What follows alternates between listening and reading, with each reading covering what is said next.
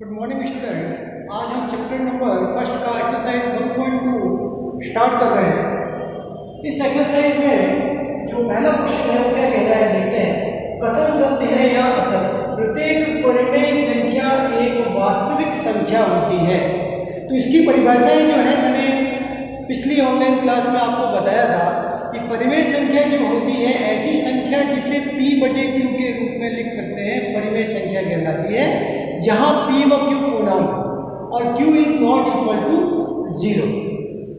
इसके बाद यहाँ पे कह रहा है वास्तविक संख्या। वास्तविक संख्या क्या होती है? वास्तविक संख्या वे संख्याएं होती हैं, ऐसा समूह जिसमें परिमेय संख्या और अपरिमेय संख्याएं हों।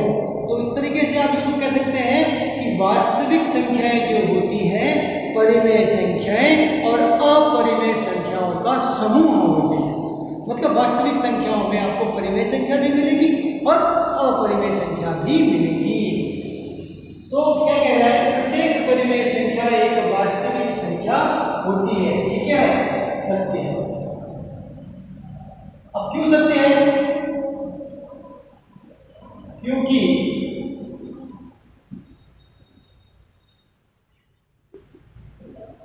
परिमेय संख्या व अपरिमेय संख्याओं का समूह वास्तविक संख्या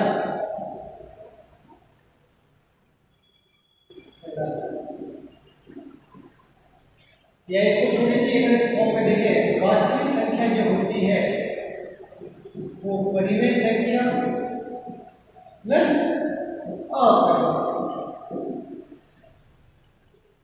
परिमेय संख्या का समूह ले लिया, अपरिमेय संख्या का समूह ले लिया, उसको क्या कर दिया? मिक्स कर दिया, मिला दिया, तो वास्तविक संख्या बन गई। इसका मतलब ये क्या होगा? आपके पास सत्य होगा। इसके बाद क्या कहते हैं? संख्या रेखा का प्रत्येक बिंदु √m के रूप में होता है, जहां m एक प्राकृत संख्या है। प्राकृत संख्या क्या होती है? 1 से शुरू होती है और अनंत तक जाती है। 1 2 3 4 5 6 अप टू इनफाइनाइट, अनंत तक चलती रहती है। जो रूट m है तो संख्या रेखा पर हम निरूपित कर सकते हैं, जहां पर m एक प्राकृत संख्या होगी। उसको आप क्या कहेंगे? ये असत्य है। क्यों असत्य है? आप देखें, जब मैं संख्या रेखा बनाता हूं तो ये संख्या रेखा है 0, यहाँ 1 आता है, ये 2 है, ये 3 है। यहाँ चलूंगा तो ये माइनस का 1 आएगा, माइनस का 2 आएगा, माइनस का 3 आएगा। m एक प्राकृत संख्या होती है। प्राकृत संख्या सारी की सारी क्या होती है? पॉजिटिव होती है, प्लस की होती है। जबकि संख्या रेखा की जब बात करेंगे तो उसमें माइनस की संख्याएं भी आती है। इसलिए ये क्या होगा? पॉसिबल नहीं होगा। तो हम कह सकते हैं यहाँ असत्य है, क्योंकि हम संख्या रेखा पर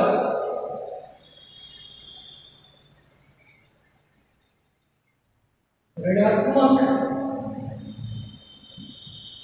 संख्याओं को भी दर्शा सकते हैं।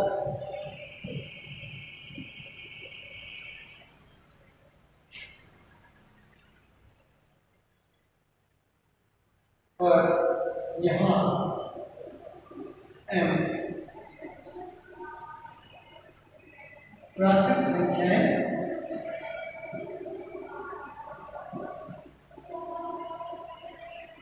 इस तरीके से आप यहाँ पर क्वेश्चन नंबर जो सेकंड है इसका असत्य आंसर आएगा।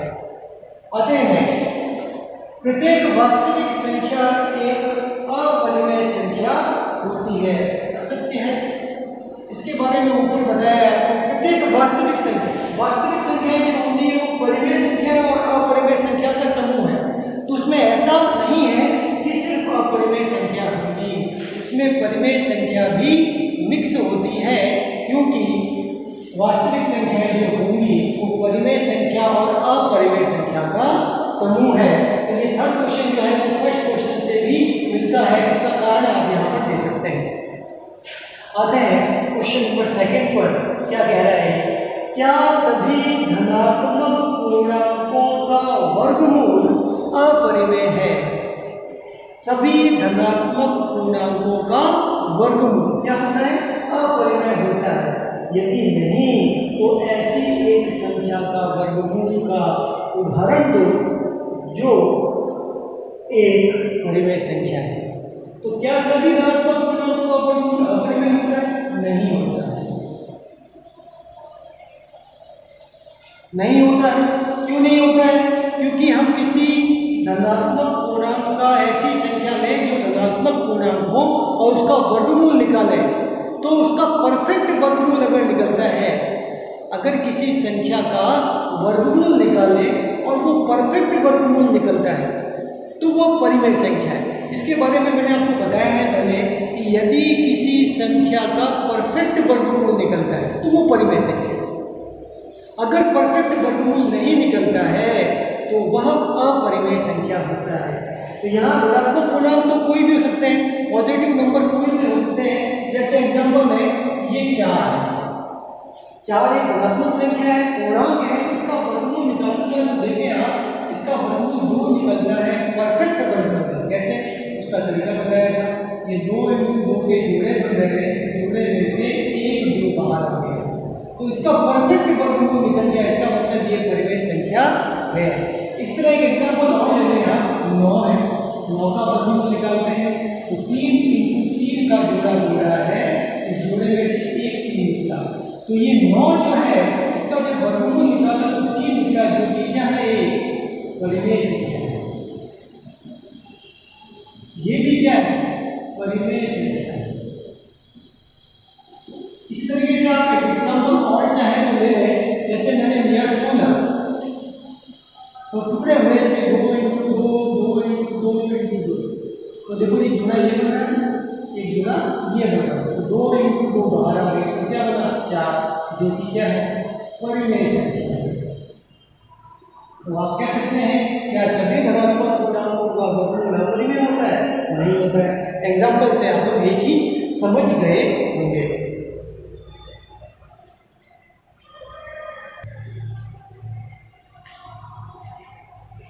देखते हैं क्वेश्चन नंबर 3। इंपॉर्टेंट क्वेश्चन है ये, एग्जाम में आता रहता है। क्या कह रहा है? देखिए, दिखाइए कि किसी संख्या रेखा पर √5 किस प्रकार निरूपित किया जा सकता है। कोई संख्या रेखा है, संख्या रेखा के बारे में आपको बताया था कुछ कभी। एक लाइन है आपके पास कुछ इस तरीके से, यहाँ पर ये 0 है। जब 0 के ऊपर चलेंगे हम तो पॉजिटिव संख्याएं आती हैं और जब 0 के लेफ्ट हैंड साइड में चलेंगे तो नेगेटिव संख्याएं आती हैं, माइनस की संख्याएं आती हैं। ये संख्या रेखा है। इस संख्या रेखा पर आपको √5 निरूपित करना है। तो जब ऐसी कंडीशन आएगी, जब हमें रूट की संख्या को निरूपित करना होता है तो सबसे पहला काम, जब ऐसी कंडीशन आ रही है तो पाइथागोरस यहाँ पर आपको थोड़ा सा अप्लाई करना है। पाइथागोरस ने एक प्रमेय दी है, वो कुछ इस तरीके से दी कि कर्ण स्क्वायर बराबर आधार स्क्वायर प्लस लंब स्क्वायर। यहां पर जब भी हम पाइथागोरस थ्योरम की बात करेंगे, पाइथागोरस प्रमेय है ये, इसको हम इस तरीके से पढ़ते हैं, कर्ण स्क्वायर बराबर आधार स्क्वायर प्लस लंब स्क्वायर। ये पाइथागोरस प्रमेय 90 डिग्री समकोण त्रिभुज पर ही एप्लीकेबल होती है। तो ये समकोण त्रिभुज है, ये 90 डिग्री का मैंने यहाँ बनाया। तो 90 डिग्री के सामने हमेशा कर्ण होता है। जहाँ हम खड़े हैं ये आधार है और 90 डिग्री का कोण जहाँ बन रहा है वो लंब होता है। तो √5 की बात हम कर रहे हैं।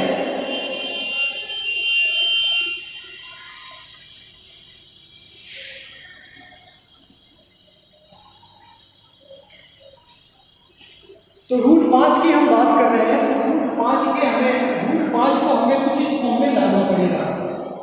तो √5 जो होगा वो कर्ण है। तो अगर मैंने इक्वल की फॉर्म में है तो √5 जो है यहाँ पर कर्ण का काम करेगा। जब √5 कर्ण का काम कर रहा है तो ये √5 5 यहाँ आया।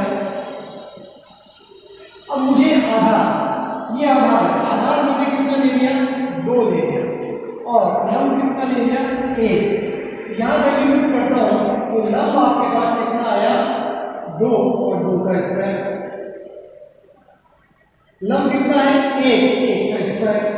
आधार कितना था, 2 लिया मैंने और 2 का स्क्वायर किया। लंब कितना लिया मैंने, 1 लिया, 1 का स्क्वायर किया। ठीक का स्क्वायर है तो जल्दी चलता है। 2 का स्क्वायर कितना होगा, 4 और 1 का स्क्वायर 1। जब मैं यहां से स्क्वायर हटाऊंगा तो ये सामने रूट की फॉर्म में जाएगा, 4 + 1। कर्ण जो है वो कितना मिल गया, रूट 5। तो ये जो चीज है वो आपको यहाँ पर अप्लाई करनी है। कैसे अप्लाई करनी है वो देख लेते हैं। सबसे पहले आप क्या करेंगे, स्केल से एक लाइन खींचिए।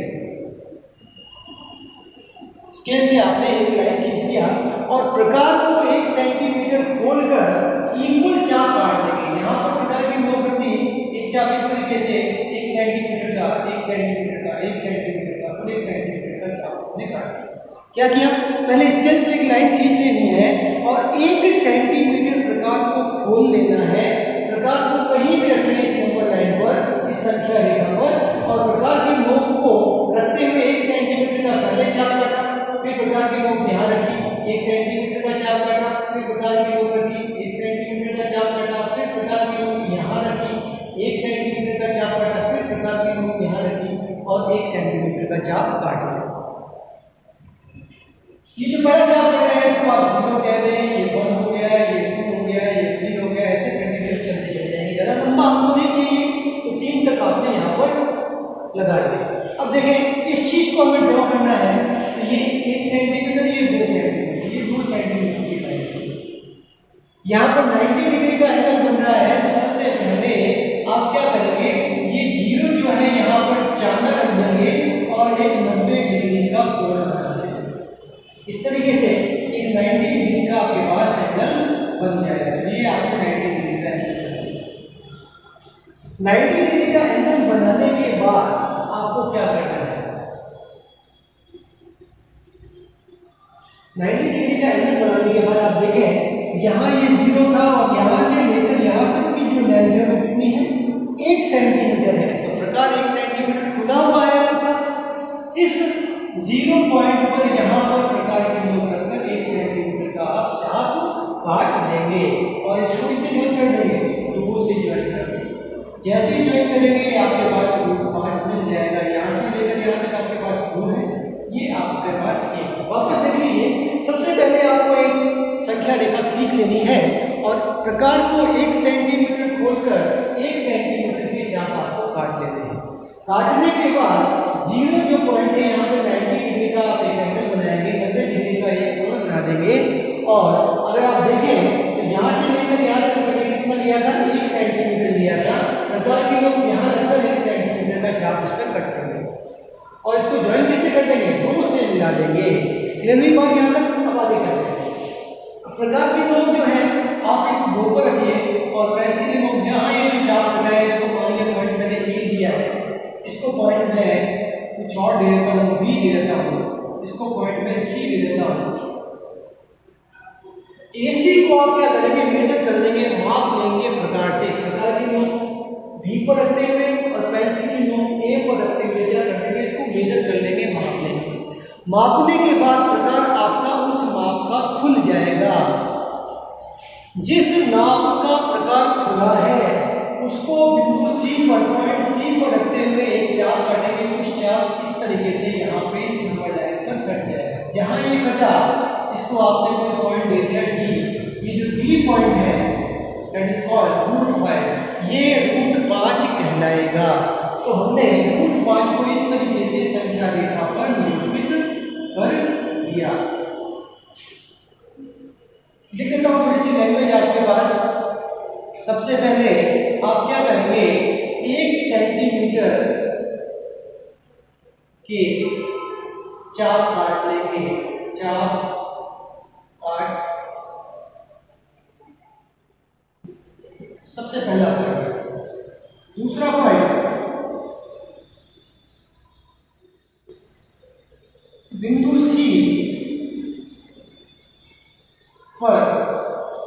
90 डिग्री का कोण बना देंगे।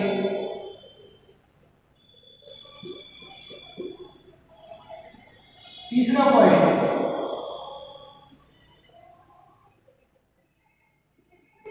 बिंदु सी से 1 सेंटीमीटर का चाप 90 डिग्री के कोण पर काटेंगे। नंबर 5, ए बिंदु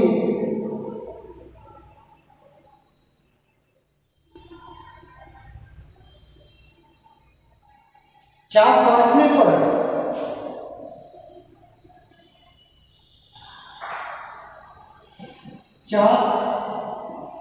काटने पर ए बिंदु प्राप्त होगा।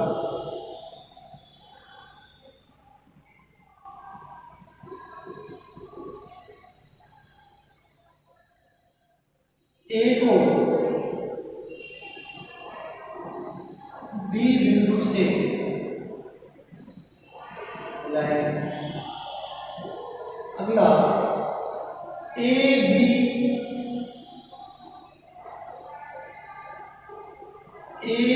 को प्रकार से मापेंगे।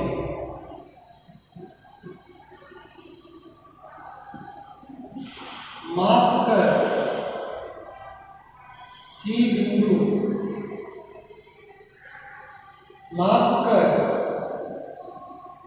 बिंदु से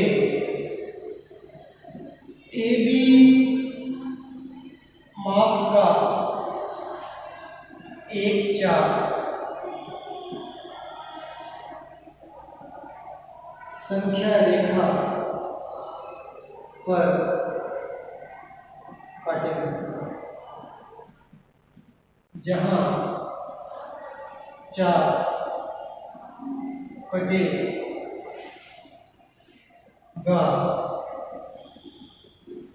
वही बिंदु √5। तो ये स्टेप्स बता दिए हैं। इस स्टेप्स से आप स्टेप्स को फॉलो करेंगे तो इस संख्या रेखा पर √5 को आप इस तरीके से निरूपित कर सकते हैं। और √5 को निरूपित करने के लिए सबसे पहले चीज आपको याद होनी चाहिए, पाइथागोरस आपको ध्यान में होना चाहिए, और किस तरीके से √5 मिलेगा वो यहाँ पर बताया है मैंने। तो आज मैंने एक्सरसाइज 1.2 जो है वो कंप्लीट करवा दी है आपको।